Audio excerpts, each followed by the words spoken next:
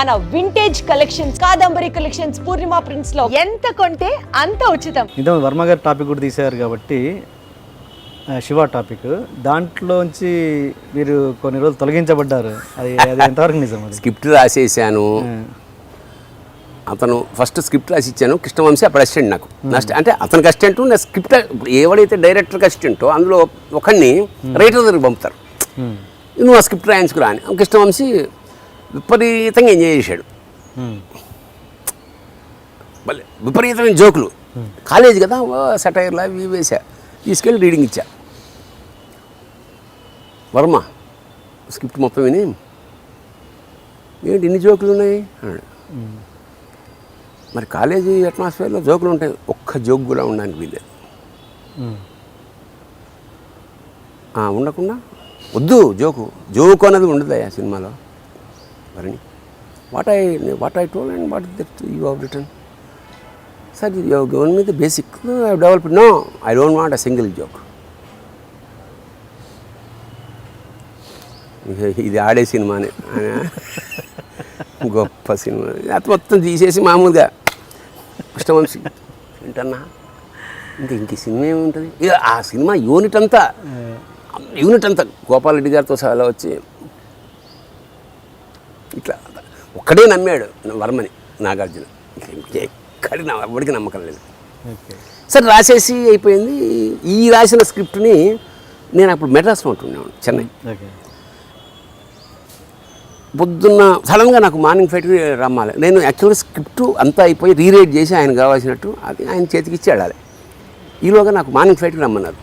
Communications అప్పుడు cell గొడవ కాదు కదా, ఫోన్లు.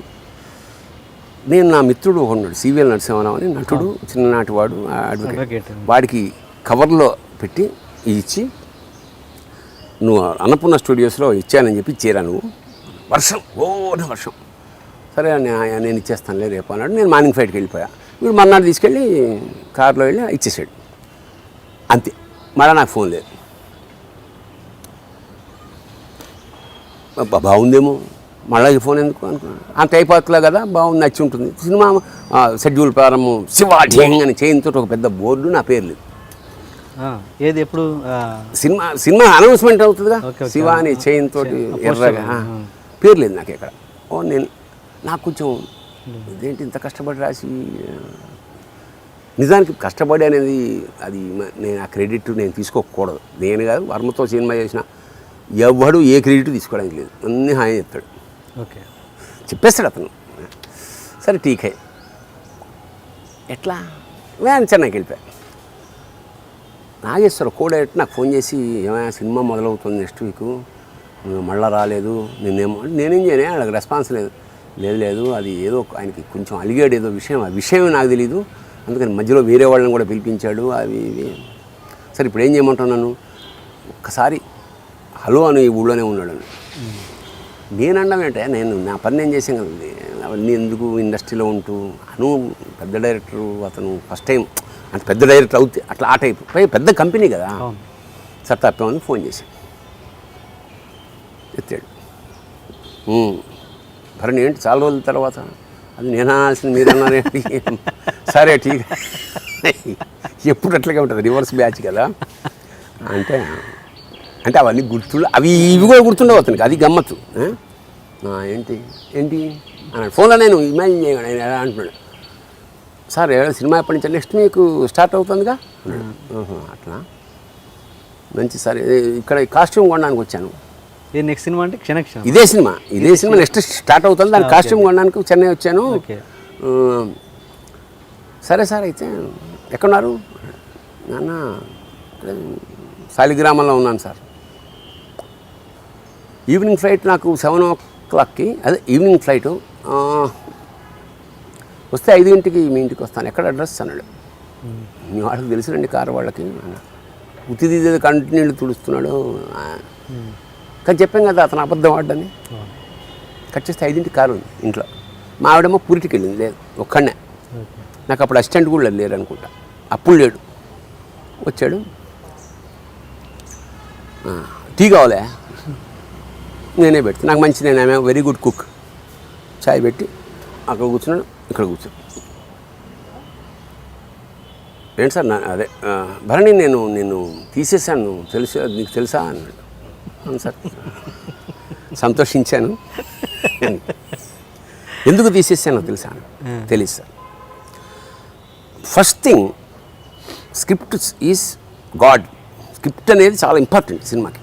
అలాంటి స్క్రిప్ట్ నువ్వు ఎవడో ముఖం లేని వాడితోటి నాకు హ్యాండ్ ఓవర్ చేయాల్సిన నా స్క్రిప్ట్ని నువ్వు ఎవరితోటో థర్డ్ పర్సన్ ఆడెవడనే పంపించావు. First mistake. అవునా కాదా? Mistake sir. నాకు తెలుసు దాని ఇంపార్టెంట్, నాకు తెలుసు. అది కారణం నేను మార్నింగ్ ఫ్లైట్కి వెళ్తున్నా, వర్షం, మరో గచ్చంతం లేదు, కారు ఉన్న ఫ్రెండ్ ఆడొక్కడే, దాన్ని తడవకుండా కవర్ వేసి పంపాను. But still sorry for that.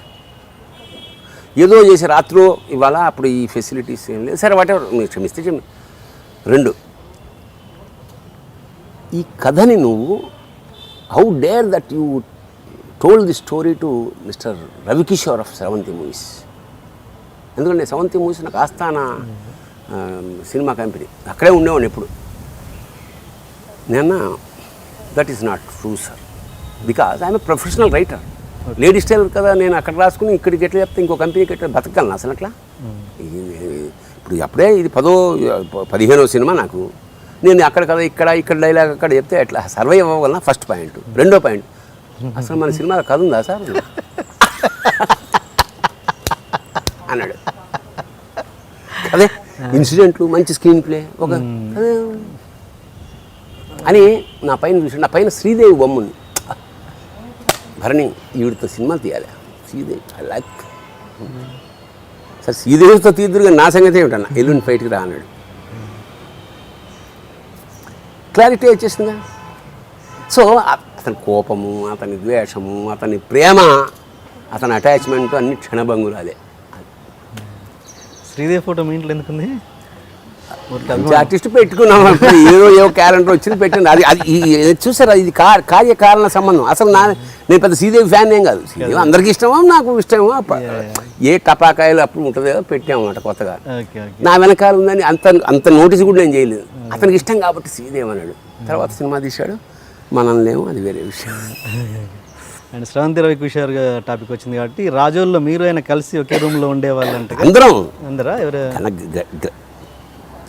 Ladies tailor is also a miracle to my life. మా గురువుగారు రాళ్లపల్లి, అప్పటికి నేను ముగింపు లేని కదా నాటకం రాశాడు రాళ్లపల్లి గారు. అది దాన్ని సినిమా చేద్దామని కోరిక. ఎప్పుడు సెలవులున్నా, నా ఉద్యోగం లేకపోయినా అక్కడికి వెళ్ళి కూర్చుంటుండే రాళ్లపల్లి గారి ఇంట్లో. It's my house. సో అక్కడ మంచిగా వేళకి అన్నీ అయిపోతుండేవి కదా.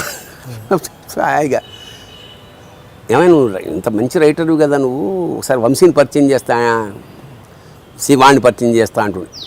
ఒకసారి క్రాంతి కుమార్ని పరిచయం చేస్తా అన్నాడు.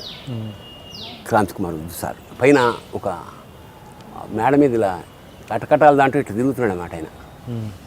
చూస్తుంటేనే పుల్లే ఉంది నాకు వద్దు సార్. అప్పటికే ఆయన మీద రాక్షసుడు అని అవన్నీ తర్వాత చాలా క్లోజ్ అయ్యాం, అది వేరే విషయం. నాకు వద్దు సార్. వంశీ ఎందుకు? వంశీ చాలా పెద్ద డైరెక్టరే. సరే ఓకే చలో. పక్కనే వాకబుల్ డిస్టెన్స్లో ప్రసాద్ ల్యాబ్లో నేను వెళ్ళాం. తలుపు ఇలా తీస్తే సంఘటన ఏమిటంటే, చిన్న మూవీలో అనే దాంట్లో గోపమ్మ చేతిలో గోరు ముద్ద షాట్ అలా వస్తుంది. అమ్మని ఏమి తీస్తున్నాడు, కట్ చేస్తే ఏంటి స్వామి అన్నాడు ఈయన ఎంట్రీ, వంశీ గారు. మా వాడయ్యా భరణి రచయిత. అలాగా ఏంటి సార్, నెక్స్ట్ సినిమా తీస్తున్నాను, నేను కామెడీ ట్రాక్ చెప్తాను, టీ బట్ రాయ్ అని. రైల్వే బ్యాక్డ్రాప్, మేము రైల్వే ఫ్యామిలీ, అది ఆయనకు తెలీదు. రైల్వే బ్యాక్డ్రాప్, కామెడీ ట్రాక్, ఇది క్యారెక్టర్స్. నేను ఇక్కడే ఉంటాను 1 వీక్, నేను వెళ్ళే లోపల మీరు 7 days ఓకేనా వెళ్ళిపోండి అన్నాడు. పోనీ ఇంకెందుకు అయిపోయింది కదా, ఇటు అయిపోయి ఉంటుంది కదా అతను కూడా. అంతా నాకు అన్నీ విచిత్రాలే జరిగినాయి నా క్యారెక్టర్స్. నేను వచ్చేసా. నేను చాలా స్పీడ్ రైటర్ని, ఫాస్టెస్ట్ రైటర్ అన్నమాట. అంటే నేను మొత్తం సినిమా 3-4 రోజుల్లో రాసేస్తాను. అయితే దాని గురించి 10 రోజులు ఆలోచిస్తాను. స్క్రిప్ట్ చూశాను, ఫ్యామిలీ రైల్వేస్, ఈ పట్టాలు తోయడం, టపా 7 సీన్లు రాసేసి సాయంత్రం 5ంటికి ఛాయ్ తాగే టైంకి వెళ్ళిపోయాను. ఏమైంది, ఏమన్నా డౌటా అన్నాడు. రాసేసాను సార్. రాసేవా? ఆపే చదువు అన్నాడు. చదువుతుంటే ఇంకా ఎర్రగబడి నవ్వాడు. అంతా ఇంత అమ్మా అదే నువ్వు రైటర్వే, నెక్స్ట్ సినిమా నువ్వే రైటర్, ఫోన్ చేయి అర్జెంటుగా, అడ్వాన్స్ ఇప్పించే, ఈ టైప్లో ఉంటుంది అతనిది. ఆలాపన సినిమా ఇప్పటికీ ఇప్పుడు అది అయిపోయింది. దానికి కూడా ఈ ఈ ఈ కామెడీ చూసి అతను ప్రేమించి పెళ్ళాడికి కూడా ఫస్ట్ టైటిల్లో ట్రాక్ రాయించుకున్నాడు. దానికి రామోజీరావు గారి ఆఫీస్ నుంచి ఫస్ట్ టైం 2000 రూపాయల కట్ట నాకు అమౌంట్ వచ్చింది. అది రాళ్లపల్లి గారి అసిస్టెంట్ కొట్టేశాడు. అదో ట్రాక్. నీ అమ్మ ఫస్ట్ అమౌంట్ ఇంత కట్ట వచ్చింది. దాన్ని చాలా జాగ్రత్తగా అపురూపంగా సీల్ కూడా తీయకుండా ఆ లోపల పెట్టుకుని నేను అరకెళ్ళా. వాళ్ళు చూస్తే లేదు. ఆ రూమ్లో నేను, రాళ్లపల్లి గారు, వాడు అసిస్టెంటే. ఈ రాళ్లపల్లి గారు కొట్టాడు. ఇట్లా అనుమానం, నాకు అనుమానం తట్టుకోలేకపోతున్నా. 3వ రోజు నాకు రాళ్లపల్లి గారు సాల్వ్ ఇచ్చారు. అది నేను నా సూట్ కేసులో పెట్టాను. రాళ్లపల్లి గారు శాలువా అడుగుతున్నారు సార్ అని అడిగాడు అసిస్టెంట్.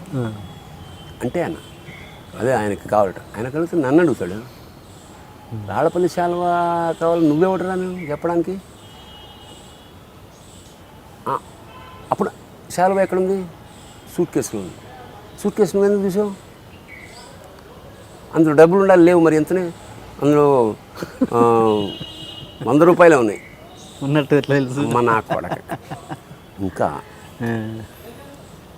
నైటు అందరు ఇక్కడ కూర్చొని ఆడుతుంటే రాళ్లపల్లి గారిని పిలిచి కలిపేస్తే మా ఫ్లాష్ బ్యాక్లు ఉన్నాయి కదా, మామూలు నా కొడుకులం కాదుగా, వచ్చి చెప్పు తీసావా లేదా? కొడితే బ్లడ్ చచ్చిపోతున్నాడు. నన్ను కేసేస్తుంది. చచ్చిపోతే ఇక్కడ పడేస్తా. అబద్ధం. ఫస్ట్ తొలి సంపాదన సార్ అది. కొడితే అసలు కట్ అడుగు ఒప్పుకోలే. వీడేమో ఈయన అంత క్షమాగుణం అంటే వాడికి మందు రాసి అది రాసి నాకు మండుతున్నాయి. సరే నేను ఉన్నాను సార్, నేను ఆ రూమ్లో పడుకుంటా. కట్ చేస్తే నెక్స్ట్ డే షూటింగ్కి వెళ్ళి ఆలాపన షూటింగ్ జరుగుతుంది అక్కడ. దానికి నేనే రైటర్. ఆ సినిమాలో ఆ రైటర్ మధ్యలో వెళ్ళిపోయాడు, నన్ను పెట్టాడు. షూటింగ్లో నుంచి మధ్యలో ఇప్పుడు ఏమిటంటే వాడిని రూమ్లో పడుకోవద్దని చెప్పారు. వాళ్ళ రూమ్లో ఉండడానికి వీళ్ళని లాక్ చేసుకుని వెళ్ళాడు. నాకు ఎందుకు అనుమానం వచ్చి అసలు నాకు మనసులో పీకుతోంది. ఒకవేళ అన్యాయంగా వాడు డబ్బులు తీసుకోకపోతే వాడిని కొడితే అది పాపం కదా. ఏం చదువుకున్నాం, ఇదేంటి ఎలాగ తొందరపడ్డా అంటే వాడు అబద్ధం ఆడుతున్నాడని స్పష్టంగా తెలిసి కొట్టే తప్పని సారీ చెప్పాలి. వాడు నిజంగా కనుక కొట్టకపోతే వాళ్ళు క్షమాపణ కాళ్ళనే పట్టుకుంటాం అని. కారు ఇంకో ప్రొడ్యూసర్ వస్తే వాడిని తీసుకుని మా రూమ్ దగ్గరికి వచ్చేటప్పటికి వాడు అలా పడుకున్నాడు బయట అరుగు మీద. వెళ్ళి చేయబట్టుకున్నాడు, కాలుతోంది. అరే బయట నేనే పడుకోమన్నా. మరి ఇంట్లో వద్దన్నప్పుడు వాడు ఎక్కడ పడుకుంటాడు? మాత్రం ఏమైనా వేసుకున్నావరా అంటే లేదు. వీడి ప్రొడ్యూసర్ కారులోనే ఉన్నాడు, వేరే ప్రొడ్యూసర్ అయినా. వీడిని లోపల తీసుకొచ్చి మాత్ర తెప్పించి ఛాయ్ తాగమని చెప్పి ఫుడ్ రూమ్లో పడుకోబెట్టి వచ్చేస్తున్నాను. కారులో బయలుదేరుతాను. ఆడెక్కడ దొరికాడు నీకు? ఏ అన్న మా ఆఫీస్లో టీవీ కొట్టేశాడు అని చెప్పి. నాకు ఓహో అయితే వీడు బేసికల్గా దొంగ అయిందా? సరే వాడిని రాళ్లపల్లికి చెప్పాను. ఎందుకు సార్ కట్ చేస్తే నా జీవితంలో టెన్షియస్ క్రాంతి కుమార్ దగ్గర బాగా పరిచయం అయిన ఒక నైటు 11 గంటలకి నన్ను దింపమని ఒక ట్యాక్సీలో పంపించాడు క్రాంతి కుమార్. సరిగ్గా బ్రిడ్జి మీద వెళ్తున్నా. ఏంటి నీ పేరు అన్నా? నేను మీకు తెలుసు సార్ అని తిరిగి ఈడు 11 గంటలకు చీకటి బ్రిడ్జి మించి ఇలా పెడుతూ మెల్లిగా వర్షం పడుతుంది. ఏంటి నీ పేరంటే నేను మీకు తెలుసు సార్. జా అని తిరిగాడు. నాకు నోట మాట్లేదు. ఆయన కొట్టిన షాట్లు అవన్నీ పడుతున్నాయి. ఇంకేం మాట అట్లా ఇన్సిడెంట్స్ అన్నమాట. అట్లా అంచేత ఇప్పుడు ఎక్కడికి వచ్చినాం, ఎక్కడి నుంచో ఎక్కడికి వెళ్ళాం. 7th movies Ravikishore. అంచేత మేము ప్రతి సినిమాకి గ్రూప్ ఆఫ్ పీపుల్ ఒకచోట పడుకునేవాళ్ళం కాగా అందరం. అంటే 7th మూవీస్ ఆఫీసు నాకు సీతారామ శాస్త్రికి ఒక స్వర్గం. అక్కడే మొత్తం ఫుడ్ పెళ్ళి అయ్యే వరకు ఇంచుమించు అక్కడే ఉన్నాం అతను నేను కూడా. ఇట్ వాజ్ సో హ్యాపీ అండి. అంచేత మాకు ఎవడేమిటి అట్లా ఎవడు ఏ పని చేస్తున్నాడు. నేను రైటర్గా ఉన్నప్పుడు నేనే మేకప్, నేనే అన్ని అంటే సూపర్వైజ్ చేస్తుండేవాడు. కాస్ట్యూమ్స్ నేను ఈ డ్రెస్ ఉండాలి, ఈ కలర్ ఉండాలి, ఈ సెట్ ఇంకా. అంటే మాకు అలా ఉన్నంత కాలం సినిమాలు బాగా సక్సెస్ అయింది. కనక మహాలక్ష్మి రికార్డింగ్ డ్యాన్స్ వారసులు వచ్చాడు. ఈ పని ఆ పని అని కాదు. I use to do every department. అది భవిష్యత్తులో నాకు దర్శకత్వానికి